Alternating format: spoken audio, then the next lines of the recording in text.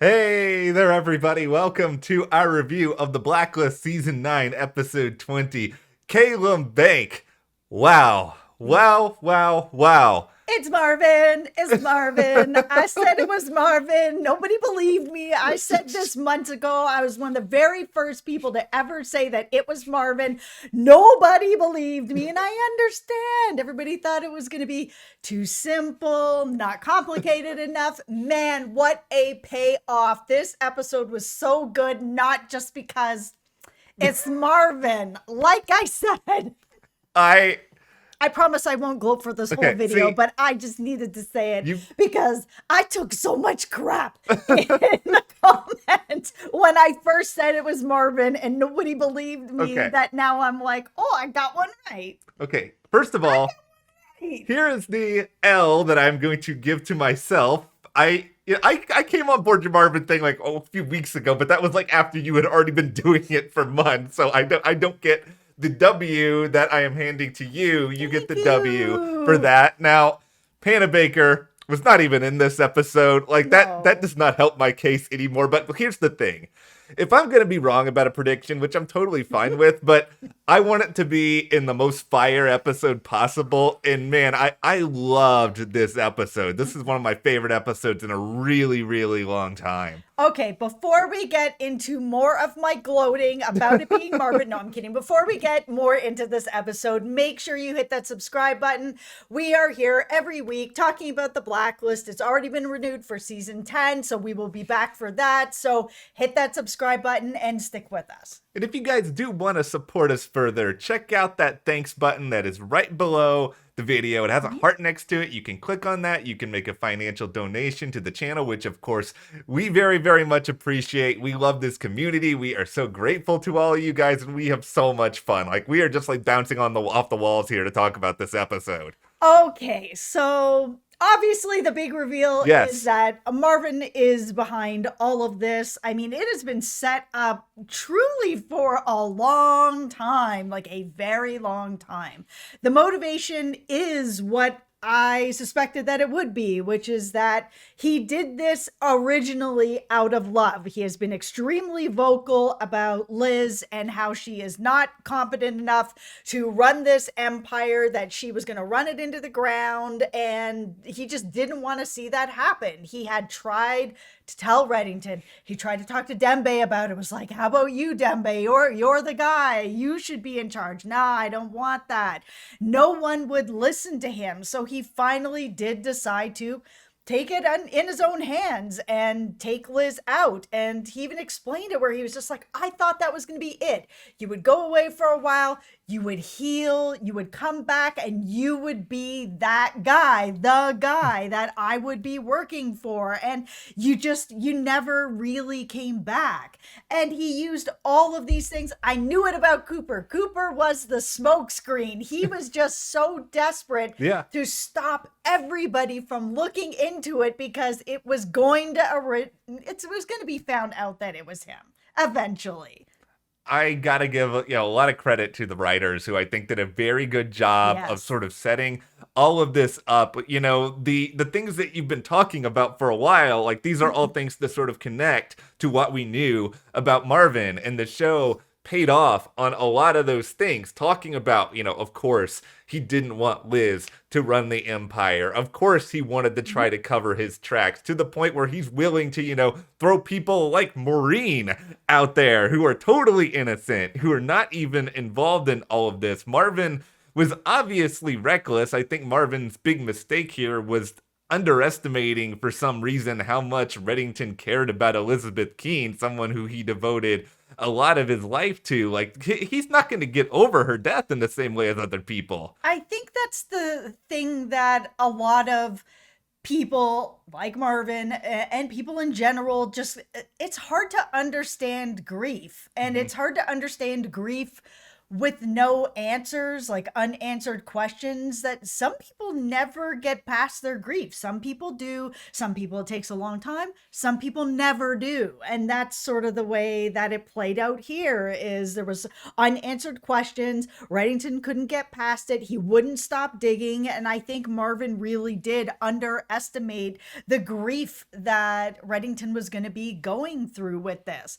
I was blown away by the whole, I've watched those CDs of yours over and over. I now know how to run this empire. Even in this episode when he was like, I have half the underworld calling me. I'm like, I bet you do, Marvin, because the part of my theory that I actually didn't see coming was that Marvin himself was like, let the best man win. I've been watching your CDs and now I know how to do this too. Half the underworld is coming to me now, so we'll see how it all actually shakes out. Basically, like, I'm on top now and I'm going to be the king. I thought he was trying to make it so that someone else would fit into that slot, because he even said it on the plane. He was like, Reddington, like, you are my life. Yeah. You are everything. My whole life is Reddington, where Reddington was like, wow, that's really sad. And it's like, okay, yeah, it's sad, but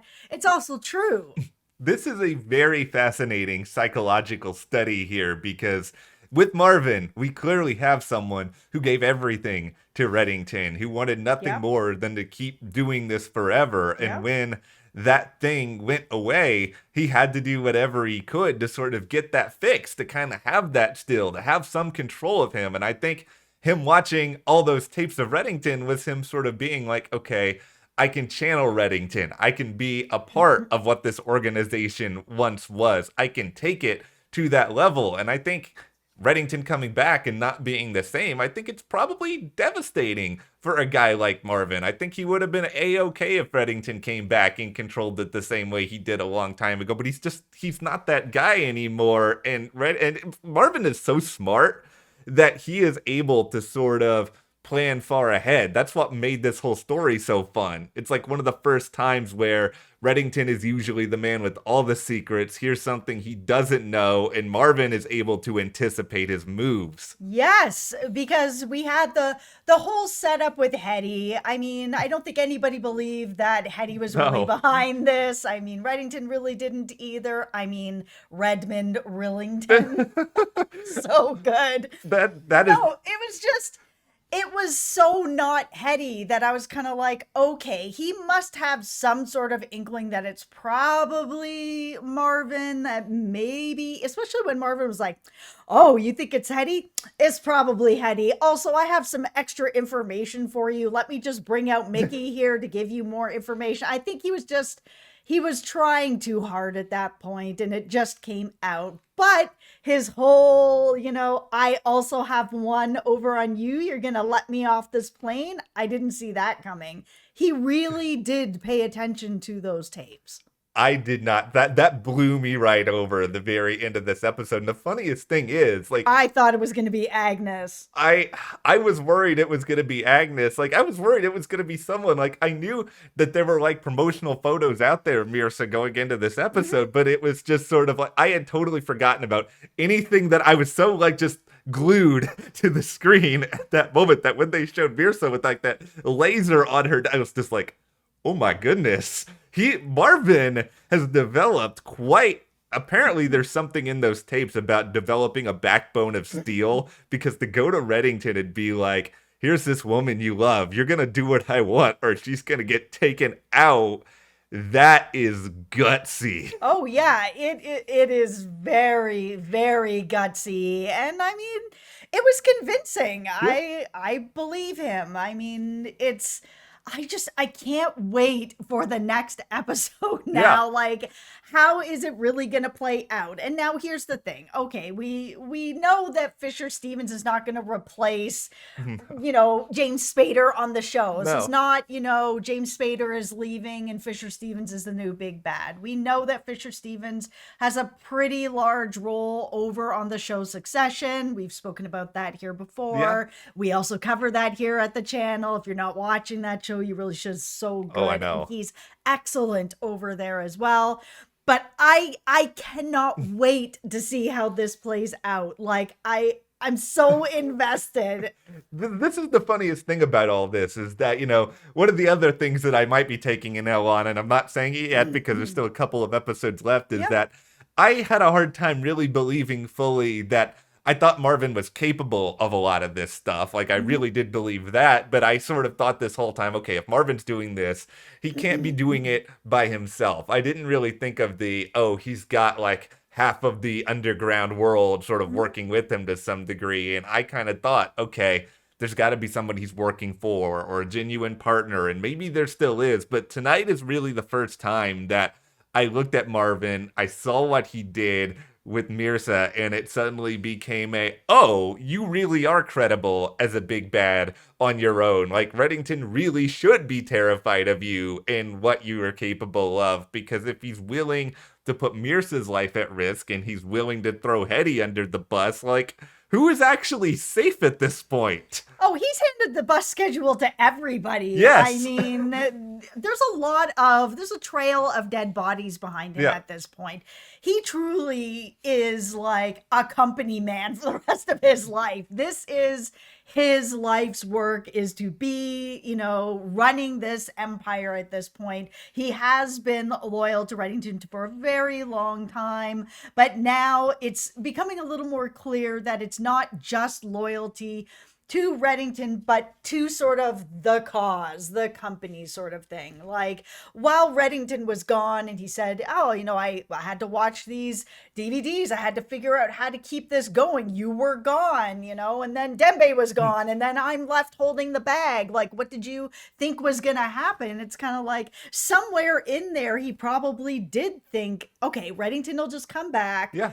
In the meantime, I do need to know how to keep this afloat because Reddington just disappeared, and once he's back it'll all be good. I think he didn't necessarily start this out to be like, I'm gonna be the next Reddington. I think he truly thought that Reddington was gonna come back, and then when he didn't, he was like, okay, well, I guess I'm here now. I'm gonna have to run the ship. Yeah, I think he pivoted fairly soon after he came back, and that's why we saw the blackmail stuff with Cooper happen when it did. And this is the thing I'm the most excited about now, and I'm really, really excited for it, is this idea of, okay, all these past few episodes, Marvin's obviously known that stuff was about to hit the fan. Like, he has probably, because if this was me, I would be like, every second of the day, I would be paranoid as heck. So I'm guessing he probably has contingency plan upon contingency plan, because he knows what happened with Mr. KAPLAN. He knows what happened to all these other people who betrayed Reddington. He knew what happened when Reddington thought that he betrayed him in the past, and he had, some quality time with Brimley. So he has to be prepared for everything. Otherwise, he is an idiot, because he's got to know how this is going to end. I will say that I did find it very interesting that when Marvin finally said everything and he just admitted to everything, I thought that there was going to be that moment where Reddington was just going to pull out a gun and kill him. And that was just going to be the end of it. That he had his piece, he knew what happened, and Marvin's done. The moment that Reddington, though, was kind of like, oh, we're going to go on this trip and I'm going to think about what I'm going to do with you, I was kind of like, huh? Why? You know who it is. And I understand that everything with, Marvin had been so loyal to him for so long. This is obviously something that's going to be difficult for him. He still has some regrets over everything that happened with Mr. KAPLAN. So maybe it is that moment that he's kind of like, you know what? I better take a beat and I better think about it before I do it. But I'm actually really surprised, because this is really the answer he's been waiting for. Now he knows who did it. How he didn't just pull out a gun and kill him, I'm not really sure. And here's the other thing, Reddington. You've thrown people out of planes before. It was very entertaining. You could have done that again. That would have been a great way to take him out. No, instead, because you didn't do that, now you've got Weecha grasping onto life because she apparently went way too hard, and understandably she's very upset about the fact that Mierce is now in danger. Yeah, she wasn't ready to come back to work. You should have listened to Reddington, but you did not, and now we are here. Well done. Yeah. Also, I will say this. I mean, there was a part of me that was just like, okay, are we going to have this whole park just being like, full, I'm depressed, nobody wants me. Like, is that going to, but I did like the end of it where the task force figured out that, oh, here is Marvin, best man at LaCroix's wedding. That was such a good reveal. When he turned around, I just about fell out of my seat. It was done really, really well. Like, it's the sort of thing where, of course, if they watched all those tapes and really studied it, they could kind of figure it out. But Marvin probably didn't leave a lot of other evidence that he had some close association with LaCroix after all this time. No. Oh my goodness, that was such a good reveal. It was a good reveal, and I think this was a pretty good episode for the task force, minus of course the part where Wrestler and Dembe get like completely hosed over by Reddington, who hits them with the car. Well, I mean, this is the Blacklist. We should all be expecting that at this point. I will say, my heart actually did jump for a second when Reddington was just like, oh, actually, I'm just keeping you guys on the phone so I can wreck your car. It was, wow, okay. I'm very excited to hear what you guys think about it, because I know, like I said at the beginning of this, there were a lot of people that felt like this wasn't going to be satisfying if it turned out to be him, because it was a bit too obvious. And I didn't feel that it was obvious, especially at the very beginning. It's been becoming more obvious, obviously, the past few weeks. But months ago, when I first landed on this theory, like, there really was nobody else out there that was talking about this, that thought that it was Marvin, that thought I was, out there. But the more that it became obvious that it was Marvin, I'm curious to know what you guys feel about the reveal now that you kind of can look through the story. Because even if it's obvious, did the journey and the payoff pay off for you guys?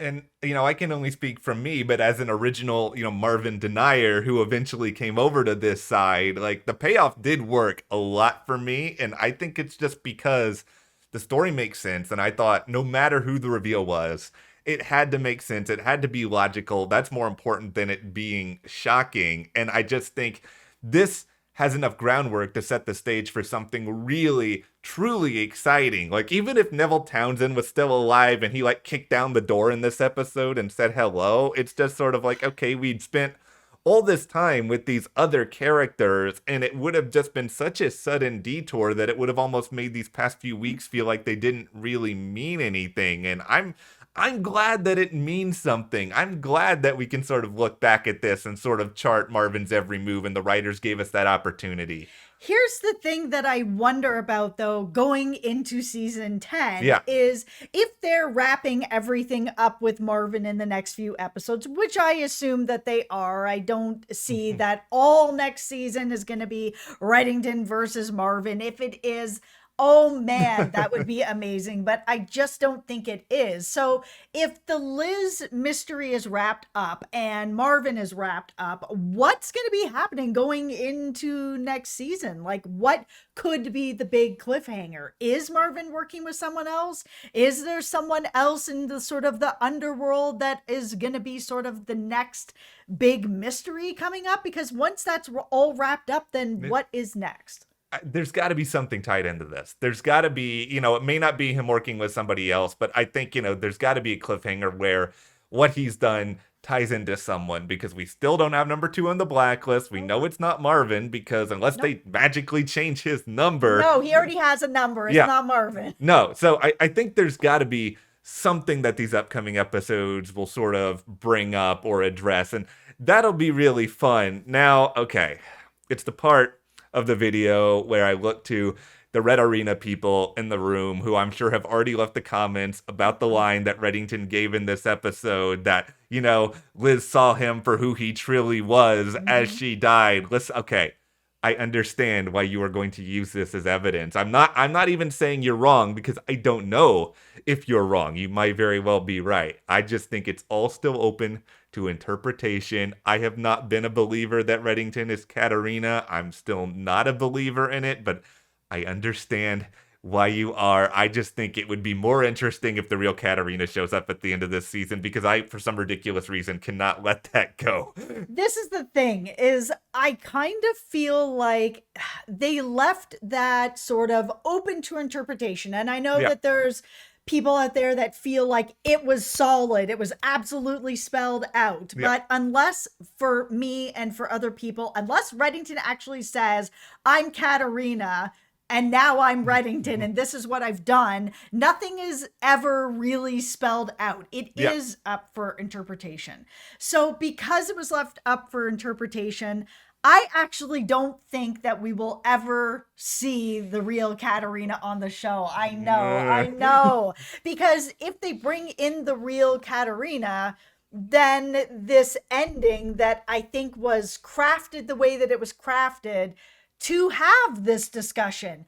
Is he really Katarina? Is he not really Katarina? That discussion goes away. And I think they don't want that discussion to go away. It certainly drives a lot of discussion. Like that part of it. It absolutely does. Yeah, and it probably will for however long, if forever, they decide to do this. One final thing here to give some applause to. Aram, I'm proud of you. Look at you. You showed the character growth. You were decisive in your decisions. Like, I know not everybody liked last episode. I think I liked it probably more than a lot of people, but I'm glad that it actually had like some sort of impact, and like what Aram went through, it was actually sort of paying off in this episode. It absolutely paid off in this episode. It really brought him to this next spot where he does, he's not better, like completely better or anything like that, but he is growing, and I really like that. Can we just have the next episode now, please? Can we? I want Reddington versus Marvin Gerard. Okay, all right. We're gonna prepare ourselves. We're just gonna be like strapped in and prepared for battle on this upcoming episode. I just can't wait to see who in Reddington's organization is gonna end up on Team Red or Team Marvin, because I feel like that's all gonna get really broken up. And right now, Marvin has access to everything. Nothing has been shut down yet, and Reddington also has access to everyone. So who's gonna be jumping onto which ship? You guys better show Paula, or else. I miss Paula. I'm just saying. Paula's Team Reddington. Okay, that probably is true. All right, well, go ahead. Hit that subscribe button. Check out the super thanks if you guys want. We'll really appreciate that. We will be back, of course, next week to discuss all of the craziness to come. Marvin. See, I can get on board with it now. All right, we'll see you guys here next time.